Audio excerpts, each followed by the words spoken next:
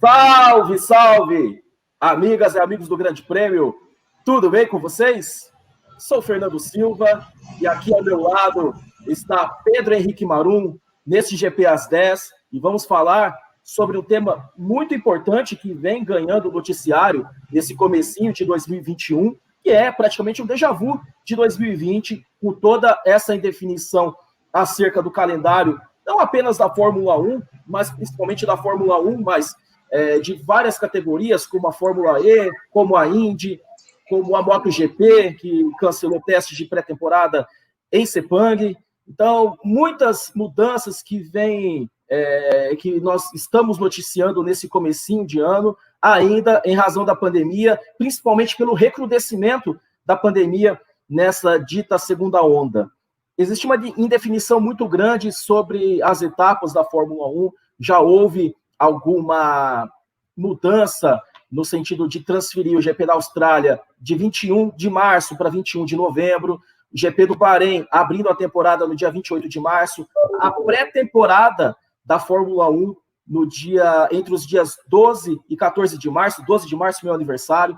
Então, são muitas as mudanças já providenciadas pela Fórmula 1. Imola voltando ao calendário para a realização da segunda etapa, ainda alguma indefinição sobre qual vai ser a praça do terceiro evento do campeonato desse ano, mas muitas mudanças estão por vir, e por isso eu tenho aqui a honrosa, a garbosa presença de Pedro Henrique Marum para falar sobre esse enorme ponto de interrogação que é o calendário 2021 da Fórmula 1, e até puxando também pelas outras categorias. Bom dia, boa tarde, boa noite, meu rei. Salve, salve, bem-vindo. Recepção maravilhosa, né? Sempre maravilhosa. Tudo bem, Fernando Silva? Calendário, como a gente imaginava no começo, assim que foi lançado o calendário, né? Não no começo, mas no fim do ano passado, era um calendário otimista demais. Então a gente chega na metade de janeiro já sabendo de algumas mudanças, né? Mudanças confirmadas, a saber, como você falou, adiamento do GP da Austrália para novembro, que faz também o GP do Brasil ser empurrado ali um pouco para frente, uma semana para frente. O campeonato começa no Bahrein, que é curioso, né? 3 corridas da Fórmula 1 em Sakir num espaço de alguns meses, né? Nem 6 meses, entre as duas provas no fim do ano passado e essa agora para abrir o campeonato no finalzinho de março. Pré-temporada também no Bahrein. O GP da China, não oficialmente, mas muito provavelmente limado, ele já não tem mais vaga nesse calendário desse ano, né?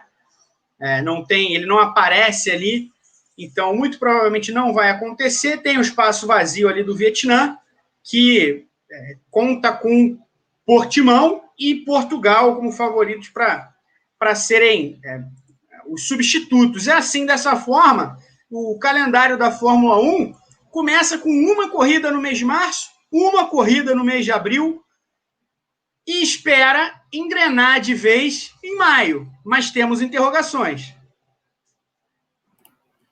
Exatamente, meu rei. Dentre dessas interrogações, surgiu nesse último fim de semana a informação da revista holandesa Formula One, não sei se é essa pronúncia, né? Mas adaptando aqui para o nosso dia a dia, sobre a possibilidade de cancelamento de 3 corridas em circuitos urbanos, né?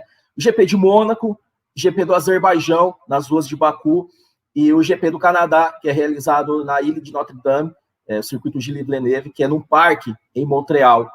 E a situação, os pretextos alegados para isso, segundo a publicação, são os mesmos que culminaram com o cancelamento das respectivas provas do ano passado, né? Precisa de um tempo de antecedência para a montagem das estruturas de um circuito urbano, também toda essa questão que envolve a pandemia como um todo, é um cenário muito incerto, e também tem uma questão que, se não for possível receber público, não faz também muito sentido com que aconteça a corrida nesses moldes, né?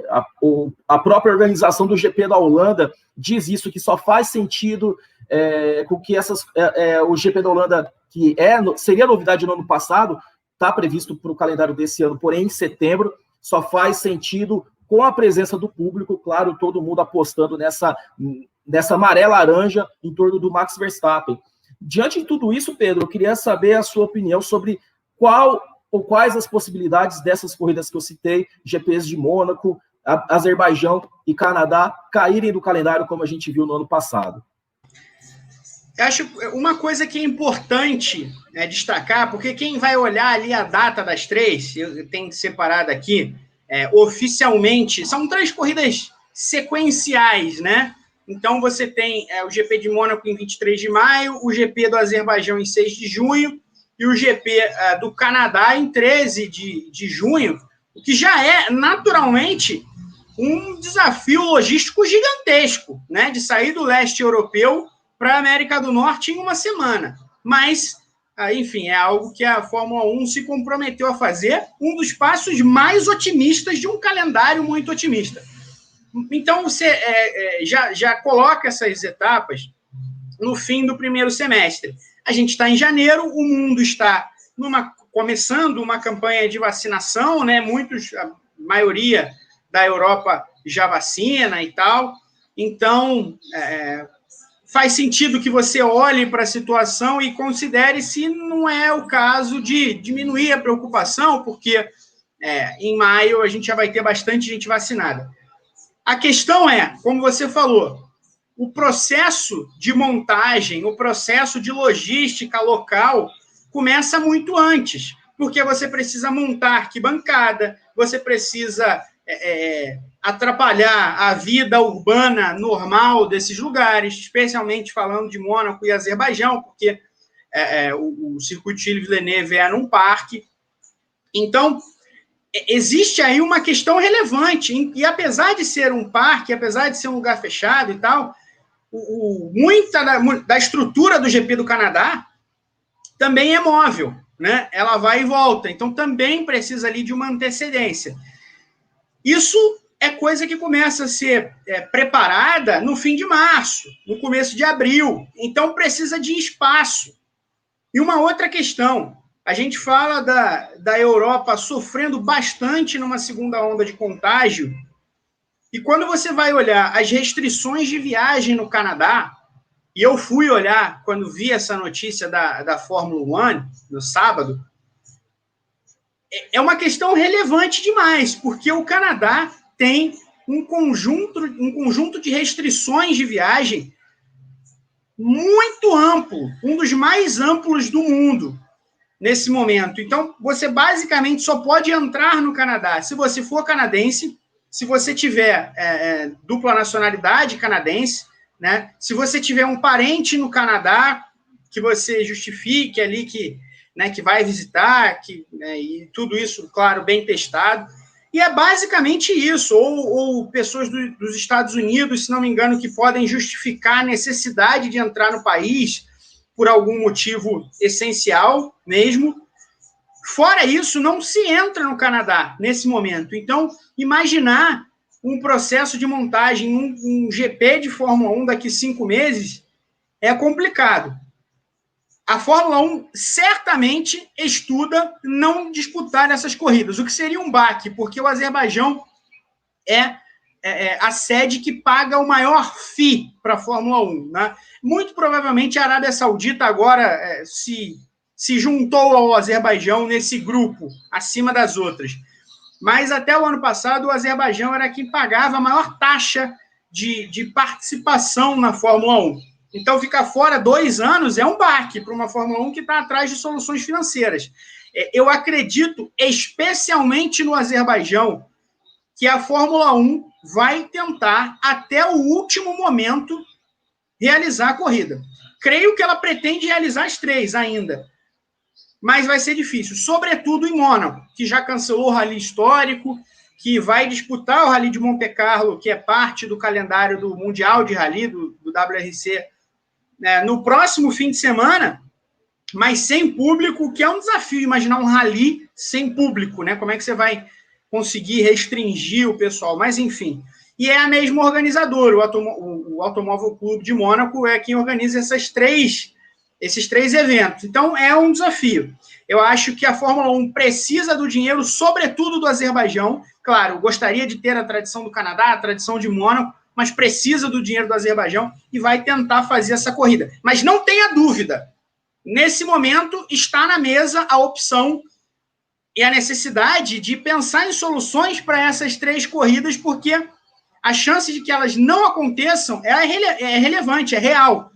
E caso não aconteçam, a Fórmula 1 tem plano de contingência, a gente também já sabe disso, que, assim como no ano passado, são 3 corridas europeias.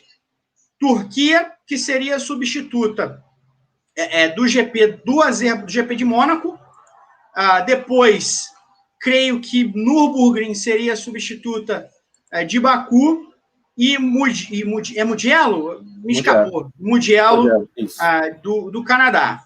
Logisticamente falando, é muito menos desafiador, né? São todas corridas mais ou menos próximas, embora Istambul seja distante, mas você não precisa, você vai viajar de Alemanha a Itália para fazer o GP de Eifel e Toscana, em vez de fazer Azerbaijão e Canadá. Então, há um plano de contingência. E a Fórmula 1 acredita, espera, eu acho, que já possa realizar corridas com público em junho, né? O plano é esse, correr com público no mês de junho. A questão é, consegue organizar o evento para correr com público? Esse é o ponto de interrogação e essa é a questão mais relevante dessa discussão. Concordo integralmente contigo nesse sentido, e você levantou um ponto que é o desafio logístico previsto, né, com esse calendário já revisado nessas etapas em sequência, Mônaco, Azerbaijão, Canadá, e existe um desafio tão grande ou ainda maior no segundo semestre, que são 12 GPs num espaço de 16 finais de semana, algo que a gente já prevê uma jornada muito exaustiva para todos os envolvidos, direta ou indiretamente com a Fórmula 1. Né? Serão só 4 finais de semana livres, então é algo que vai ser desafiador sob todos os pontos de vista.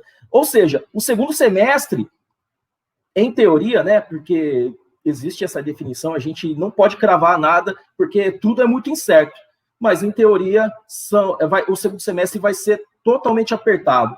E no segundo semestre está alocado o GP do Brasil, seria no dia 14 de novembro, né? Passou por uma semana antes, 7 de novembro, seria na véspera do feriado, e muita gente lamentou essa mudança, né? Passando para uma semana antes, para que fosse alocado o GP da Austrália.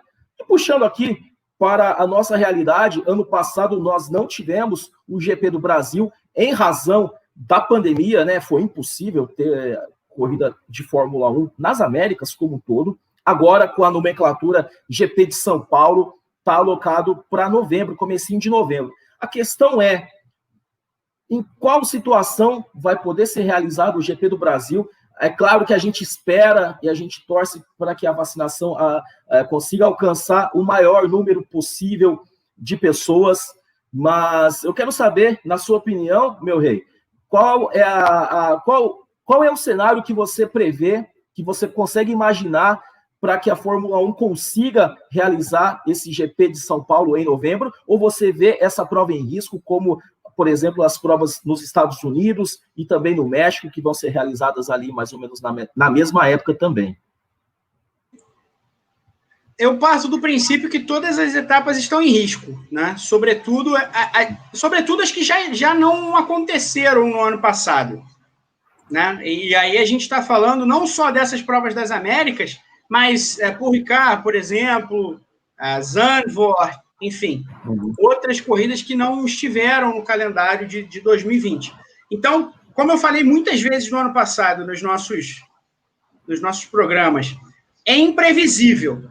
É imprevisível porque a gente não tem como precisar, a gente não tem como fazer uma estimativa concreta de como vai estar a situação daqui 6 meses. Então, se a gente está falando de uma corrida em novembro, a gente está falando daqui 10 meses. É muito tempo. Se o plano de vacinação do governo do Estado de São Paulo, enfim, e transferido para o restante do país, que ainda é meio obscuro, né? Mas São Paulo deu datas ali antes e tal. Se conseguir fazer com que, de fato, a maior parte da população seja vacinada ao longo de 6, 7, 8, 9 meses, aí tem corrida. A questão vai conseguir seguir à risca esse plano? São Paulo e o restante do Brasil? Ou todos os estados? Porque se só vamos imaginar, assim, não acredito que seja o caso, mas acredito que São Paulo e o restante da União vai estar sempre muito próximo com relação à vacinação. Mas vamos imaginar que São Paulo consiga sozinha vacinar a população inteira, ou grande parte, e o restante do país ainda esteja ali se degladiando com o negacionismo, com as dificuldades logísticas dos grandes responsáveis por logística do país, geniais logísticos que tomam conta da saúde do país, né? Mandando adesivar avião para buscar a vacina que não foi vendida. Gente muito, muito brilhante, não só inteligente, mas de um caráter maravilhoso, enfim. Mesmo assim, não faria sentido para São Paulo, creio, fazer uma corrida só para São Paulo, né? Porque muito dessa grana que entra do GP do Brasil e agora do GP de São Paulo, ele vem do turismo, ele vem, né, de fronteiras estaduais abertas, ele vem dessa migração temporária de gente, de companhias, enfim, o dinheiro do Brasil, ele é direcionado para o GP de Fórmula 1 do Brasil, que agora é o GP de São Paulo. Mas, apesar do nome, eu creio que ele não se sustenta só com São Paulo. Ele é um evento de cunho, de peso e de necessidades nacionais. Então, ainda que São Paulo consiga, e repito, não acredito que vai ser esse o caso, caminhar sozinho ou caminhar muito à frente do Rio, da Bahia, enfim, do Tocantins, de Minas Gerais, eu creio que não faria sentido fazer a prova só voltada para a cidade de São Paulo ou até para o estado de São Paulo. Ou faria muito menos sentido. Então, de novo, estamos fazendo aqui um exercício de imaginação, tentando entender o que pode acontecer dadas certas ocasiões, certos acontecimentos, né? Se isso funcionar, como vai funcionar aquilo e tal, é o que a gente está fazendo. Uma coisa diretamente ligada à outra. Mas tudo isso está daqui 10 meses, é um futuro muito distante para algo como uma pandemia. Então, a gente não sabe o que vai acontecer, especialmente num país tão instável politicamente quanto o nosso, né? Nesse momento histórico. Então, depende de muitas coisas, não dá para imaginar, mas volto a dizer, 10 meses no futuro, eu acredito que todas as corridas que não aconteceram em 2020 estão, sim, a perigo. É o caso do Brasil, como é o caso de México, de Estados Unidos, de França, de Holanda, enfim, de Austrália, a China já não vai acontecer, então é um problema geral.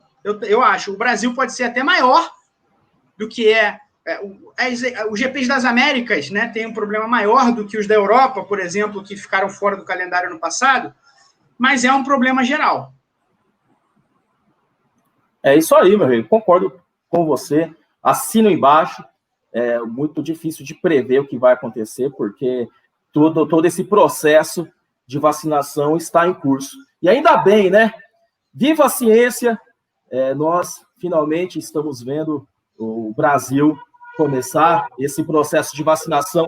Que bom que chegue logo aos nossos braços, primeiro obedecendo, claro, a ordem dos grupos de risco, dos profissionais de saúde, e quem sabe todos nós sejamos vacinados, tomara aí desse ano. E eu agradeço, meu bem, agradeço pela oportunidade, pela sua presença aqui entre nós, desse GP às 10, muito importante. E a você, meu amigo, minha amiga que esteja aqui assistindo, clique aqui, seja membro, venha fazer parte do nosso clube de membros, venha com a gente que é sucesso, clique aqui, dê seu like, é sempre muito importante ter a sua participação, seu comentário, é muito importante para nós. Valeu demais, bom dia, boa semana a todos, tamo junto, saudações!